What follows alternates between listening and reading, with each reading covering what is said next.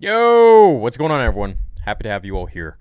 Before we start the stream, obviously there's some very terrible things going on in the world right now, and I've put some links to some fundraisers below where you guys can donate. So I don't want any super chats today. Please hold all of those. If you are going to super chat, just go to any of the links below and consider donating to those families. If you aren't comfortable with that and you want to donate to something else, like an animal shelter or something, I provided a couple links to some BC children's hospitals, and some animal shelters as well. So feel free to donate to any of those. This is some trying times that we're going through, and change definitely needs to happen, especially as I sit here in Canada and all comfy and cozy, and I see everything that's going on in the States, and I feel for you guys. I love you guys. Mark isn't going to be here on the show today, so we're going to react to something that someone sent me this link a while ago, and I think I've seen this interview back in, oh man, I must have been like a teenager or something like that. I don't think it was released in 2012, so I think it was like 2004, maybe even somewhere around there. We're going to watch it. It's going to be fun. It's unscripted, and we also have a special guest at the end of this live stream, maybe in like 20 or 25 minutes.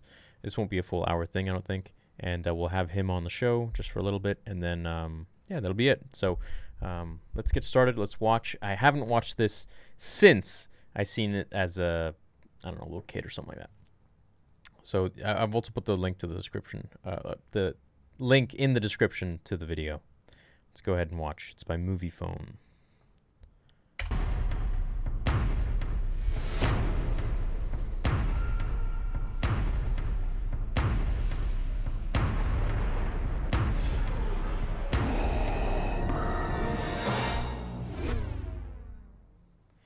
Hi, I'm Hayden Christensen, and welcome to Movie Phone Unscripted.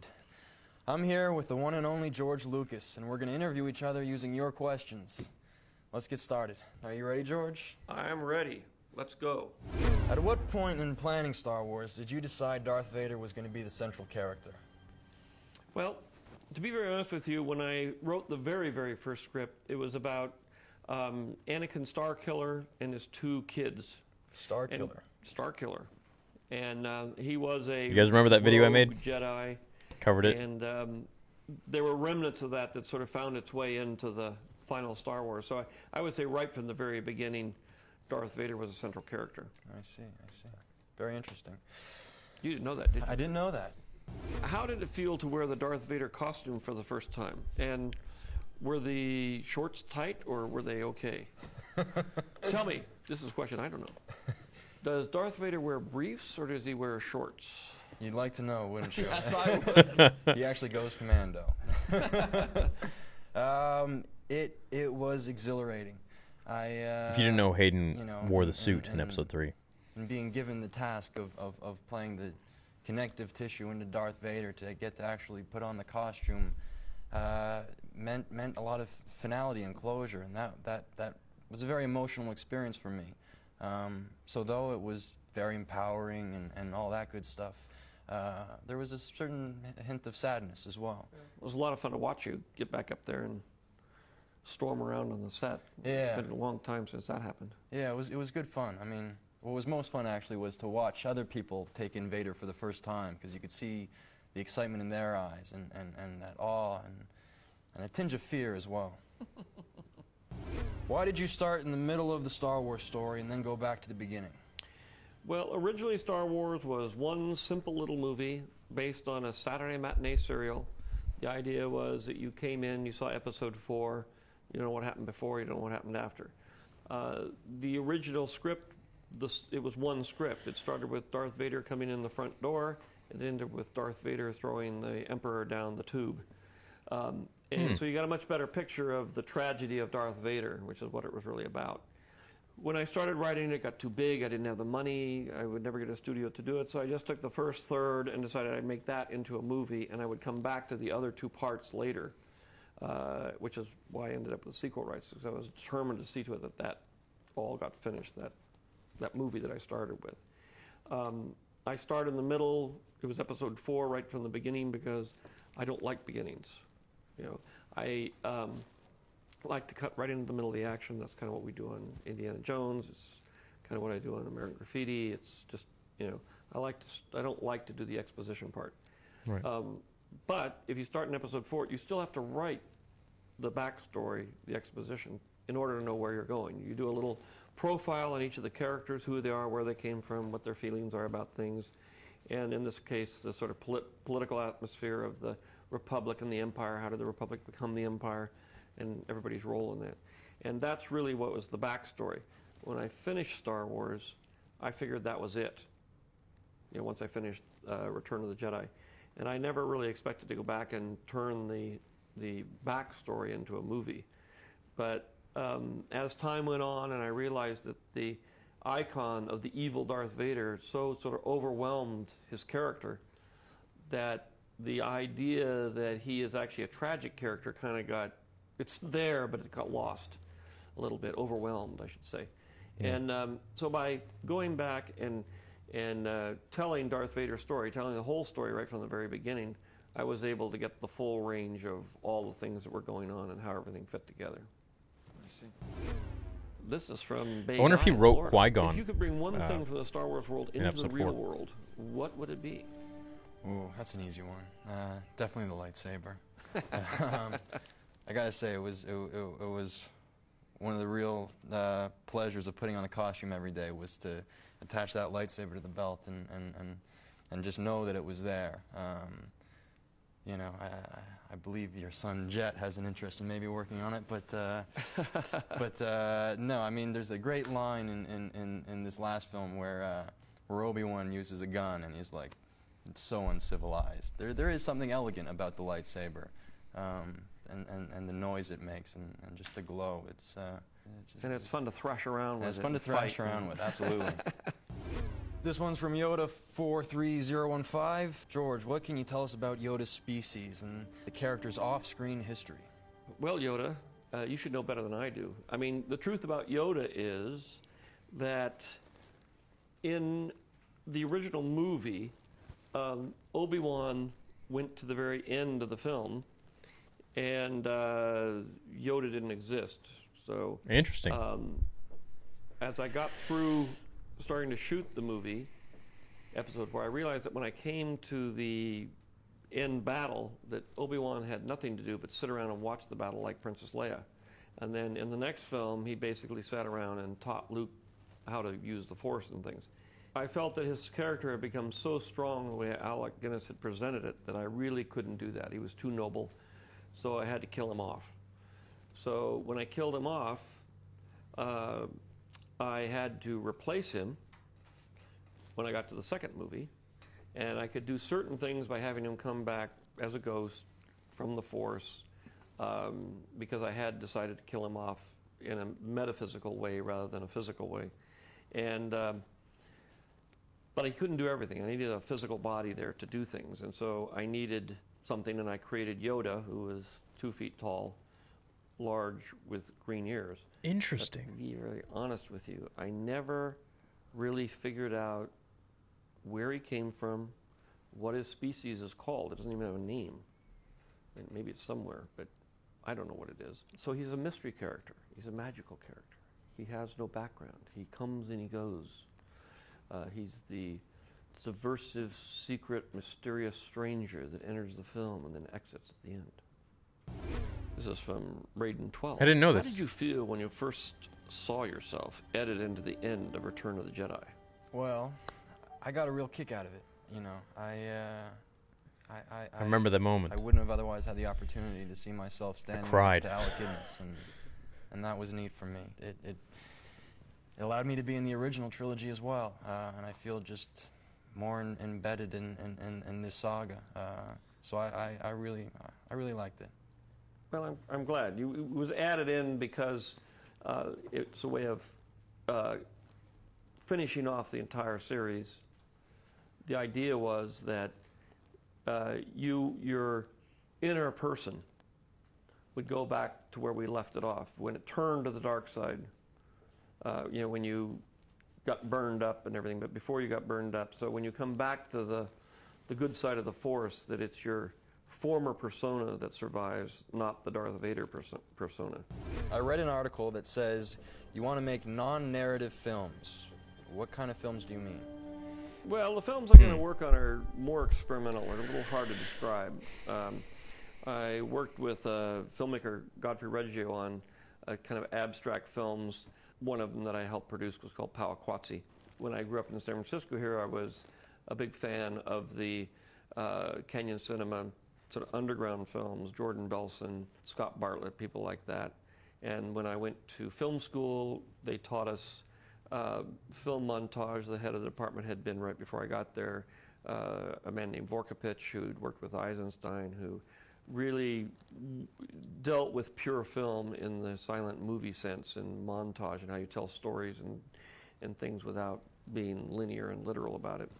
So I'm going to go back to that kind of filmmaking. I think it's hard to describe now what that is because, quite frankly, there's not much of it out there. Well, I look forward to it. What is your favorite scene from the entire Star Wars saga? That's a very tough question. Because there's a lot of scenes that I like. I would say I'm still partial to the end battle in Episode 4. It's a lot of fun, it's very exciting, and still, for me, it has the same energy that it had when I first made it. It's a favorite of mine as well. This is from Ashley, and she says, Hayden, I've been a fan of yours for a long time, and it always seems like you get asked the same questions in interviews. What question have you grown the most tired of answering? I have to say one that I get a lot is how am I going to deal with the possible typecasting that I might encounter in the future from being in a film like this and from playing such an iconic role. And quite frankly, I've had enough of it. It's not a question I can really answer, you know. I can't. Say, I'm going to spend the rest of my life making blockbuster movies and billions of dollars. I mean, somebody's got to do it. I'm sure that will go over well. Which of the Star Wars characters do you most identify with and why? Well, I think originally I identified with Luke when I started the whole series. As I got into the new series, I think I began to identify with Yoda since I got a lot older. I'm 743 years old now. So I can identify with him more than when I was young and Luke's age when I started out this whole thing. If you didn't play Anakin, what other character from Star Wars would you want to be? I have to say that I've always been a big Boba Fett fan. I don't know. There's something about being a bounty hunter that just is innately cool, and just the look of the character is great, and the voice, you know, resonates well. I say your film is an independent film. My friend says it's too big of a movie to be independent. Who's right? Well, it all depends on what you classify as independent. Some people have sort of gotten it in their mind that the budget determines whether you're independent or not, which I'm not sure that's what the idea means. I classify independent as being independent from outside forces or influences or corporate pressure to do things that are against your nature as an artist. Yep. I have been extremely lucky. I have been pretty much independent from the very first time I started making movies. Part of it was because I was up here and out of the way in San Francisco and nobody bothered to worry about the movies because they were so small. And then by the time I got to Star Wars, I was working in England and that was too far away for them to deal with. They did come in and cause a huge amount of trouble at the end after the films were finished. But by the time we got to DVDs, I was able to put them back the way I wanted them. And so I have managed to keep my original visions of all my films intact. And once I did Star Wars, the main reason that I stepped down from directing and became kind of the overall executive producer was that I also at the same time had to build up the companies and get a financial paradigm working that would allow me to not have to go back to the studios anymore, that I could be free of, you know, begging for money. And so I've never had to go back to the studio. I've been able to make the movies exactly the way I want. When I did Episode 1, you know, there was a lot of people around in the various departments that were very upset. They said that I was going to destroy the series because nobody wanted to see a movie about a 9-year-old boy. I'm sure that if I had been at a studio, they wouldn't have let me do that. I'm sure a lot of the fans might have appreciated that. But I wanted to tell the story of Anakin. I wanted to start it with him as a 9-year-old boy. And even though it wasn't the most popular decision, it was my decision and it was the way I wanted to do it. Yep. And that, I think, is what determines what independent means. 100%. What's next for the Star Wars mythology, George? Well, the saga is now finished. As I say, it starts with Anakin as an 8-year-old. It ends when Anakin dies. And the story is really about Anakin. We are going to do a TV series. It's been out in little bits and pieces as the Clone Wars. It'll continue as the Clone Wars. Oh, cool. It's going to be a 3D animated series, about half an hour long. It's going to deal with all of the heroes and Yoda and everybody and villains during the period of the Clone Wars. We're doing another live action show, which involves incidental characters, very minor characters in the Star Wars saga. That's a wrap. This is the Underworld AOL show? Movie Phone. Just remember the movie opens May 19th, and hopefully we'll see you all there. Goodbye. All right. Oh my god, dude. Jeez, this was before episode 3 came out. And this is when he was going to do the live action too. Oh man, that really takes me back. What do you guys think? Guys, I really appreciate you not sending super chats today.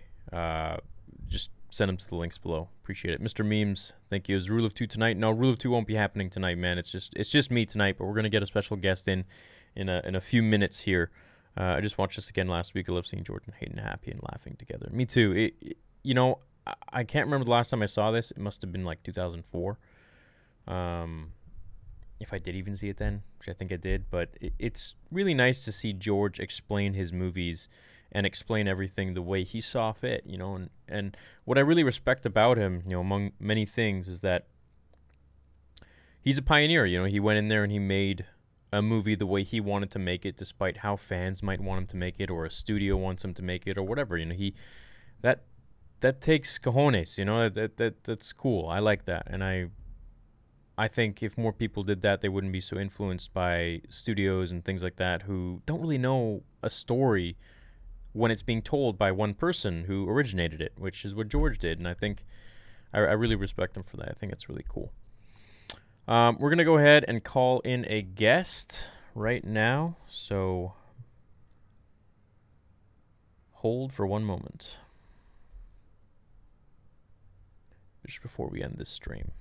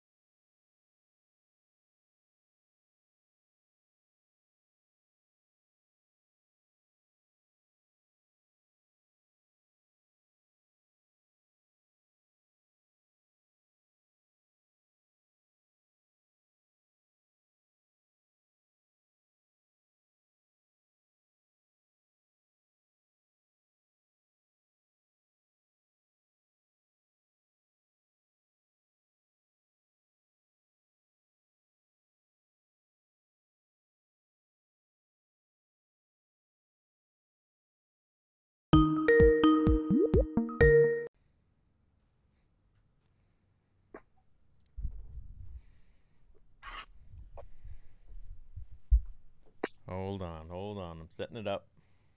All right.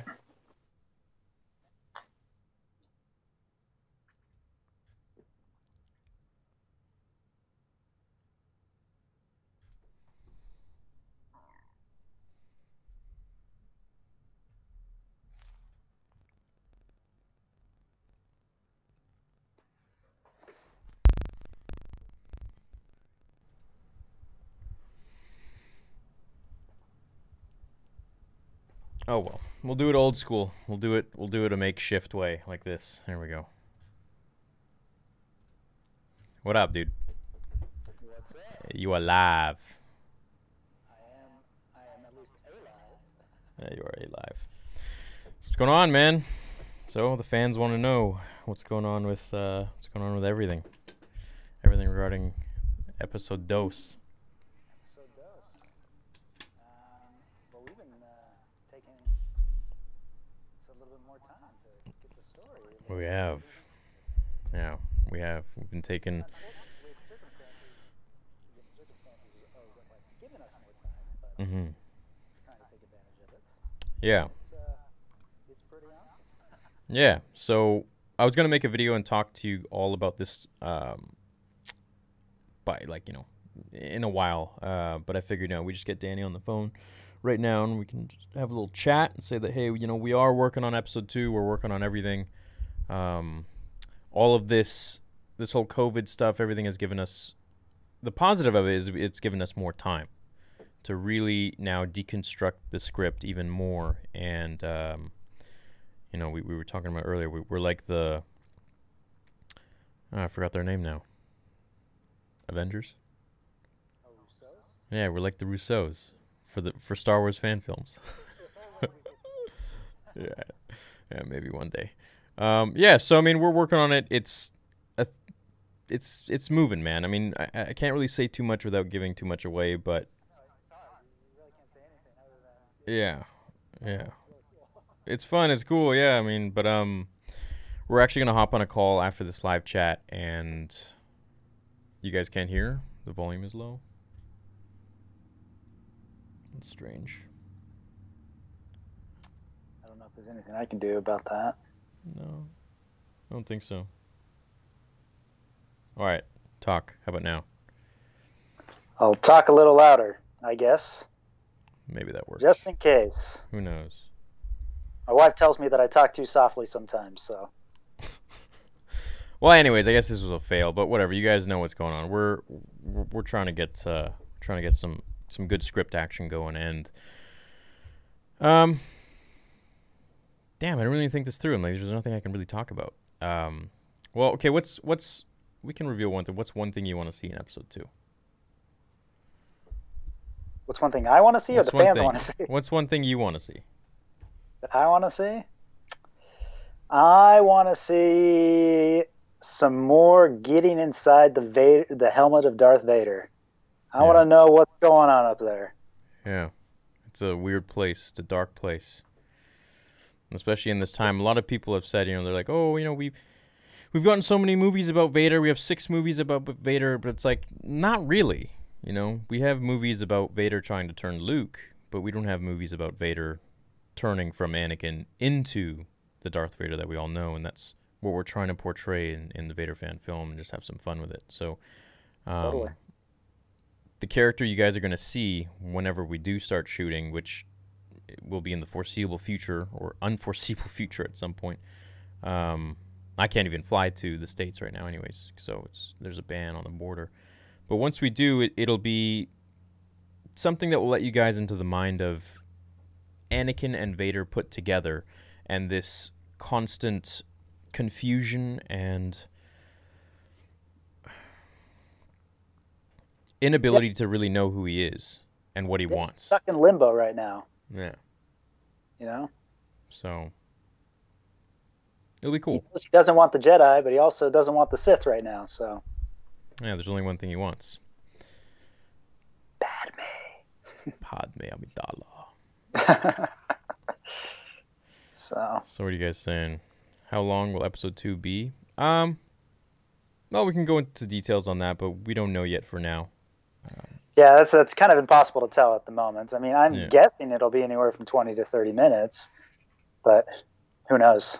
Yeah, we might shoot episode 2 and 3 in one shot, and then use all the funds for episode 2, and then save up money and do the VFX and all that stuff for episode 3 and release that maybe a year later, or maybe even 6 months later. Who knows?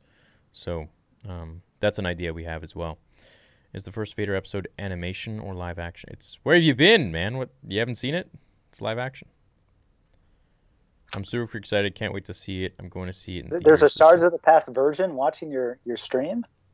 Oh my goodness. I don't know. Yeah, that'd be cool to make animation of it.